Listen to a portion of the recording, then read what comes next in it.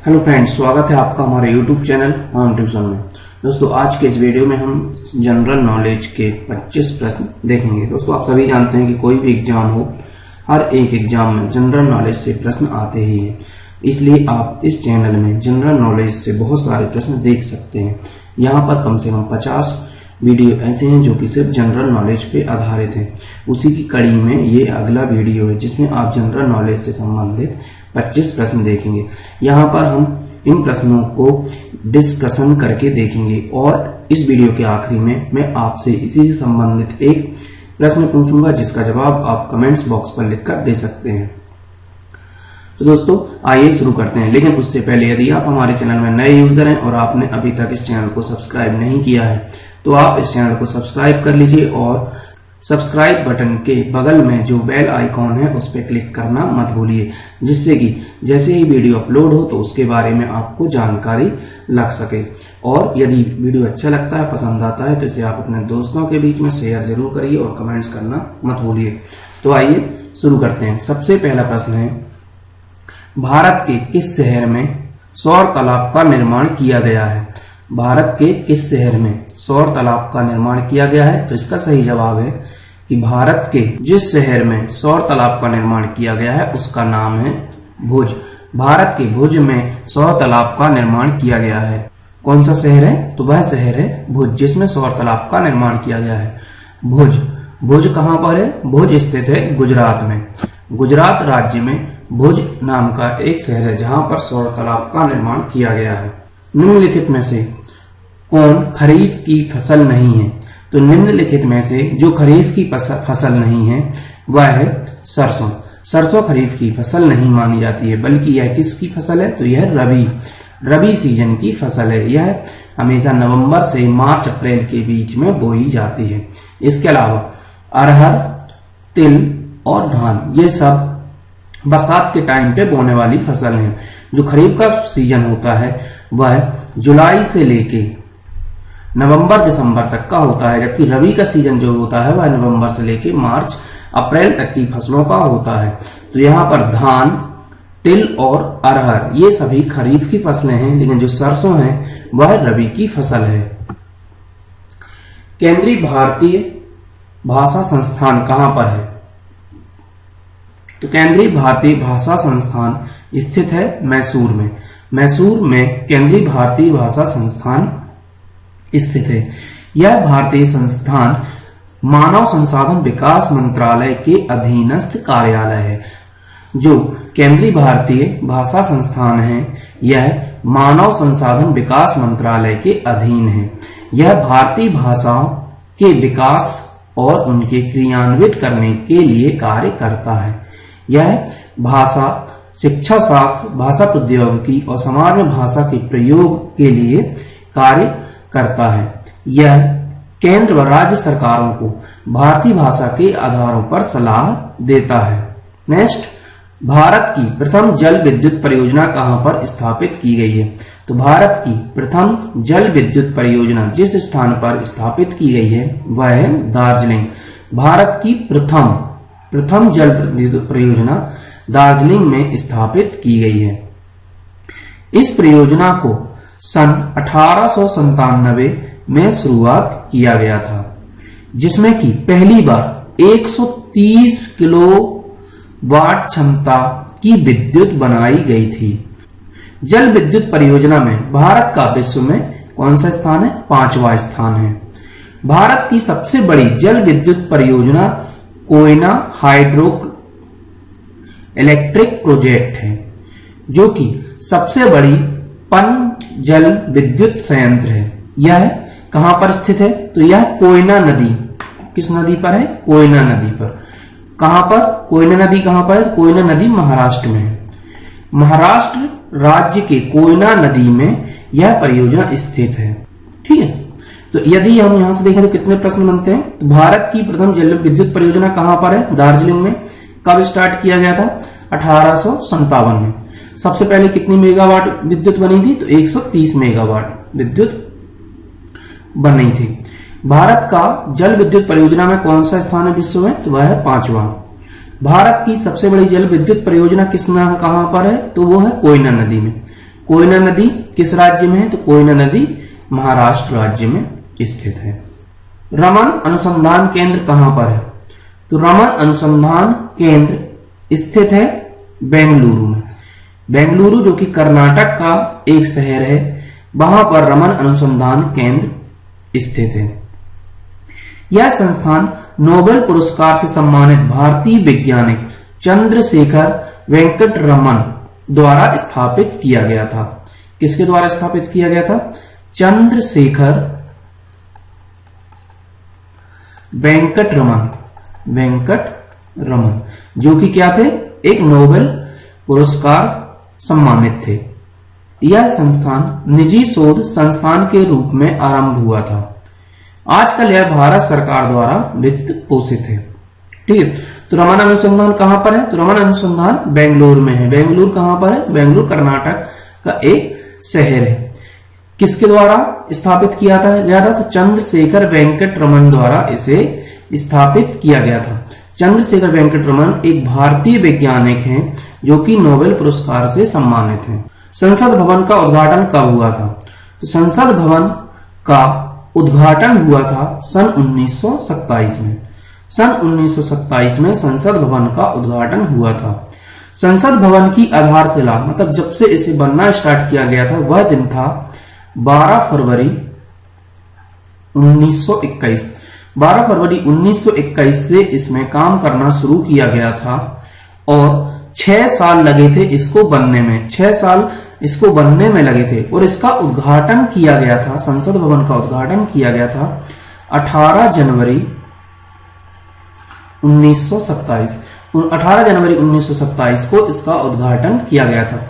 संसद भवन के निर्माण में टोटल लागत आई थी 83 लाख रुपए। 83 लाख रुपए टोटल लागत आई थी संसद भवन को बनाने के लिए। नेक्स्ट, भारत का अस्थायी संसद कब तक था?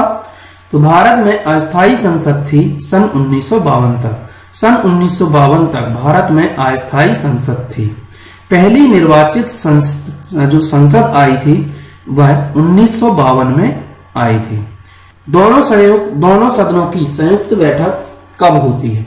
लोकसभा और राज्यसभा की संयुक्त बैठक कब होती है? तो दोनों सदनों में मतभेद होने पर दोनों सदनों की संयुक्त बैठक होती है। यह जो बैठक होती है यह लोकसभा के जो स्पीकर होते हैं उनकी अध्यक्षता में होती है। यदि लोकसभा अध्यक्ष अनुपस्थित होते हैं तो लोकसभा उपाध्यक्ष जो होते हैं वह संयुक्त बैठक की अध्यक्षता करते हैं। भारत में अभी तक 5 दशक के इतिहास में 3 बार संयुक्त अधिवेशन बुलाया जा चुका है। संयुक्त अधिवेशन बुलाने का प्रावधान संविधान के 108 अनुच्छेद में है। संविधान में संयुक्त अधिवेशन बुलाने का जो प्रावधान है वह 108 अनुच्छेद में है। संयुक्त अधिवेशन को बुलाने का अधिकार राष्ट्रपति के पास होता है। जब राष्ट्रपति संयुक्त अधिवेशन बुलाते हैं तब ही संयुक्त अधिवेशन होता है। संयुक्त अधिवेशन में अध्यक्षता के लिए जो वर्णन दिया गया है वह अनुच्छेद 118 में है। संयुक्त अधिवेशन की अध्यक्षता के लिए जो वर्णन है वह अनुच्छेद 118 में है। तो यदि यहाँ पर हम इस क्वेश्चन में देखें तो दोनों सदनों की संयुक्त बैठक कब होती है? दोनों सदनों में मतभेद होने पर होती है। अध्यक्षता कौन करता है? लोकसभा स्पीकर। यदि लोकसभा स्पीकर अनुपस्थित हैं तो लोकसभा उपाध्यक्ष जो होते हैं वह अध्यक्ष करते हैं। अभी तक 3 बार संयुक्त अधिवेशन बुलाया जा चुका है। संयुक्त अधिवेशन बुलाने का प्रावधान संविधान के अनुच्छेद 108 में निहित है। इसके अलावा संयुक्त अधिवेशन बुलाने का अधिकार राष्ट्रपति के पास होता है। राष्ट्रपति दोनों सदनों का संयुक्त अधिवेशन बुला सकते हैं। संविधान के अनुच्छेद 118 के अनुसार संयुक्त अधिवेशन की अध्यक्षता लोकसभा अध्यक्ष द्वारा ही होती है। नेक्स्ट प्रश्न, लोकसभा में एक दिन में तारांकित प्रश्न अधिकतम कितने पूछे जा सकते हैं? तो लोकसभा में एक दिन में तारांकित प्रश्नों की संख्या अधिकतम 20 होती है, जबकि अतारांकित प्रश्न सूची में अधिकतम 230 प्रश्न होते हैं। भारत में असम, जम्मू, मेघालय, नागालैंड, अरुणाचल प्रदेश में किस प्रकार के कोयले की अधिकता है? तो भारत में असम, जम्मू, मेघालय, नागालैंड, अरुणाचल प्रदेश में टर्शियरी प्रकार के कोयले की अधिकता है। असम भारत का सीमांत राज्य है जो चतुर्दिक सुरण्य पर्वतीय श्रेणियों से घिरा हुआ है। इस राज्य के उत्तर में अरुणाचल प्रदेश, पूर्व में नागालैंड तथा मणिपुर, दक्षिण में मिजोरम और मेघालय तथा पश्चिम में बांग्लादेश है। जब चूना पत्थर में मैग्नीशियम की मात्रा 45% से ज्यादा होती है तो वह कहलाता है डोलामाइट कोयल। जब चूना पत्थर में मैग्नीशियम की मात्रा अधिक होती है तब वह डोलामाइट कहलाता है। चूना पत्थर एक अवसादी चट्टान है जो मुख्य रूप से कैल्शियम कार्बोनेट के विभिन्न क्रिस्टलीय रूपों से मिलकर बना होता है। शुद्ध चूना पत्थर जिसमें 6% से अधिक सिलिका, एल्यूमीनियम तथा अन्य द्रव्य न हो वह कहलाता है। जब चूना पत्थर में 10% से अधिक मैग्नीशियम होता है तो वह डोलामाइट कहलाता है। डोलामाइट कब कहलाता है? जब चूने पत्थर में 10% से अधिक मैग्नीशियम होता है तब वह डोलामाइट कहलाता है। और जब यह अनुपात 45% से अधिक हो जाता है तो इसे शुद्ध डोलामाइट कहते हैं। तो चूना पत्थर डोलामाइट कब कहलाता है? जब उसमें मैग्नीशियम की मात्रा 10% से अधिक हो जाती है, और यदि मैग्नीशियम की मात्रा 45% से अधिक हो जाती है तब वह शुद्ध डोलामाइट कहलाता है। भारत में तांबा किस प्रकार की चट्टानों में पाया जाता है? तो भारत में तांबा धारवाड़ क्रम की चट्टानों में पाया जाता है। तांबा या कॉपर संयुक्त या मुक्त दोनों अवस्थाओं में पाया जाता है। संयुक्त अवस्था में यह अपने अयस्कों के रूप में पाया जाता है। ताम्र के अयस्क मुख्य रूप से उड़ीसा, सिक्किम, नेपाल तथा भूटान में पाए जाते हैं। Copper pyrite, copper glass, cuprite, Magnite आदि इसके प्रमुख अयस्क हैं। ताम्र गुलाबी रंग का होता है जो कि एक चमकदार धातु है। यह विद्युत का अच्छा सुचालक होता है जिसके कारण इलेक्ट्रिसिटी या विद्युत को परिचालन करने में भी इसका प्रयोग किया जाता है। तांबे का क्वथनांक 2320 डिग्री सेंटीग्रेड पर होता है तथा यह उबलने पे हरे रंग की वाष्प देता है। सिंधु घाटी की सभ्यता में किस स्थान से एक मकान से धावन पत्र की प्राप्ति हुई है? सिंधु घाटी की सभ्यता में जिस स्थान से धावन पत्र की प्राप्ति हुई है वह है बनावली। बनावली वह स्थान है जहां पर सिंधु घाटी की सभ्यता से एक मकान में धावन पत्र की प्राप्ति हुई है। लोथल प्राचीन सिंधु सभ्यता के शहरों में एक महत्वपूर्ण शहर है। लगभग 2400 ईसा पूर्व यह शहर भारत के गुजरात में स्थित है। इसकी खोज 1954 में की गई थी। भारतीय पुरातत्व सर्वेक्षण ने इस शहर की खुदाई 3 फरवरी 1955 से लेकर 1956 तक की थी। सिंधु घाटी की सभ्यता में किस स्थान से वक्राकार ईंटें मिली हैं? तो सिंधु घाटी की सभ्यता में चन्नूदड़ो से वक्राकार ईंटें प्राप्त हुई हैं। हड़प्पा रावी नदी के किनारे पंजाब में स्थित है। मोहनजोदड़ो यह सिंध के लरकाना जिले में स्थित है। लोथल यह गुजरात के अहमदाबाद जिले में पड़ता है। हड़प्पा कुछ शहर हैं जैसे हड़प्पा, तो यह कहाँ है? यह पंजाब में है। मोहनजोदड़ो सिंध में। लोथल है गुजरात में।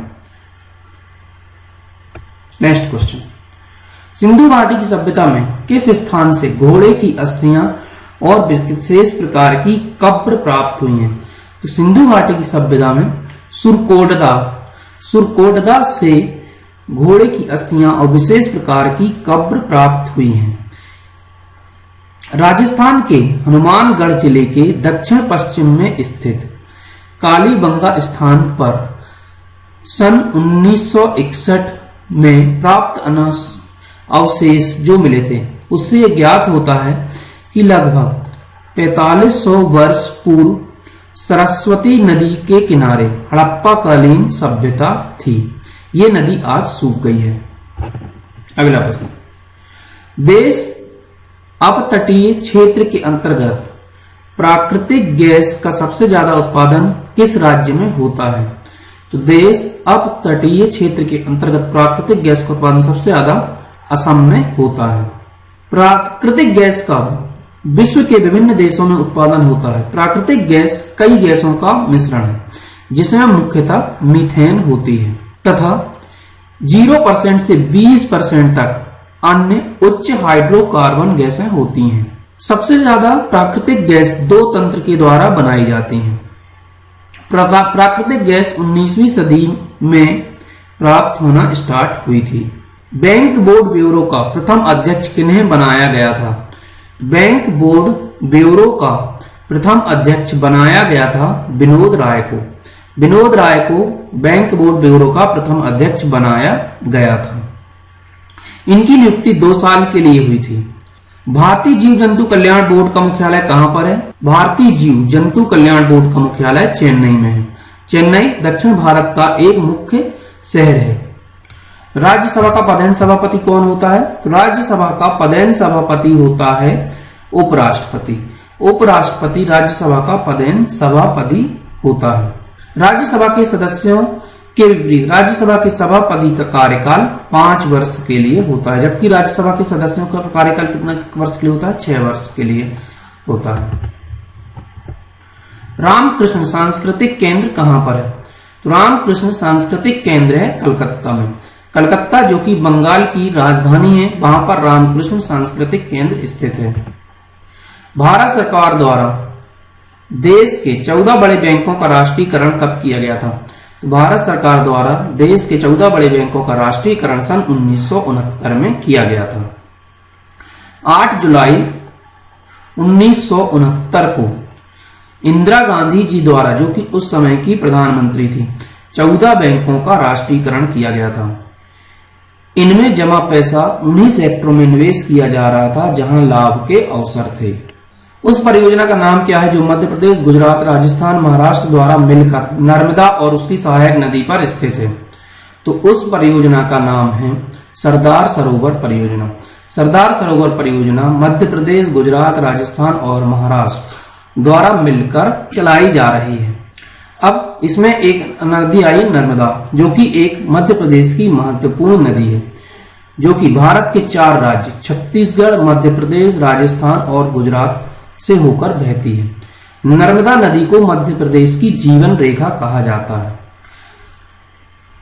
पर्वतराज मैकल की पुत्री नर्मदा को रेवा के नाम से भी जाना जाता है। यह अपने उद्गम से पश्चिम की ओर 1312 किलोमीटर चलकर कहां पर गिरती है? खंभात की खाड़ी में गिरती है और अरब सागर में जाकर मिलती है। नर्मदा मध्य प्रदेश और गुजरात राज्यों में बहने वाली प्रमुख नदी है। चंद्रकोट में चिनाव नदी पर 900 मेगावाट की परियोजना का नाम क्या है? तो चंद्रकोट में चिनाव नदी पर 900 मेगावाट परियोजना का नाम है बगलिहार परियोजना। बगलिहार परियोजना चंद्रकोट में चिनाव नदी पर 900 मेगावाट की परियोजना का नाम है। बगलिहार परियोजना भारत की नदी घाटी परियोजना है। यह परियोजना जम्मू कश्मीर की दूसरी विद्युत परियोजना है जो डोडा क्षेत्र में पाकिस्तान की ओर बहने वाली चिनाव नदी पर स्थित है। चंद्रा और भागा टांडी में चंद्रा घाटा नदी बनने से मिलते हैं। यहां चिनाव बन जाता है। संसद के 2 क्रमागत अधिवेशनों के बीच में कितना समय हो सकता है? तो संसद के 2 क्रमागत अधिवेशन के बीच में अधिकतम 6 महीने का समय हो सकता है। भारतीय संविधान के मुताबिक संसद के दोनों सदन लोकसभा और राज्यसभा के 2 सत्रों के बीच 6 महीने से अधिक का अंतराल नहीं हो सकता। संसद के 1 वर्ष कार्यकाल में कुल 3 बजट मानसून और शीतकालीन सत्र होते हैं। दोस्तों ये थे जनरल नॉलेज से संबंधित 25 महत्वपूर्ण प्रश्न। आशा करता हूं यह प्रश्न आपको पसंद आए होंगे। यदि वीडियो आपको अच्छा लगा है, पसंद आया है, तो आप इसे शेयर जरूर करें और कमेंट्स देना मत भूलिए और सब्सक्राइब इस चैनल को अवश्य कर लें। अब मैं इसी वीडियो से संबंधित आपसे एक प्रश्न पूछता हूं जिसका जवाब आपको इसी वीडियो में मिलेगा। आप उसका जवाब कमेंट्स बॉक्स पर दे सकते हैं। आपके लिए प्रश्न यह है कि संविधान के किस अनुच्छेद में दोनों सदनों के संयुक्त अधिवेशन बुलाने का प्रावधान है? आप इस प्रश्न का जवाब कमेंट्स बॉक्स पर लिखकर दे सकते हैं। धन्यवाद।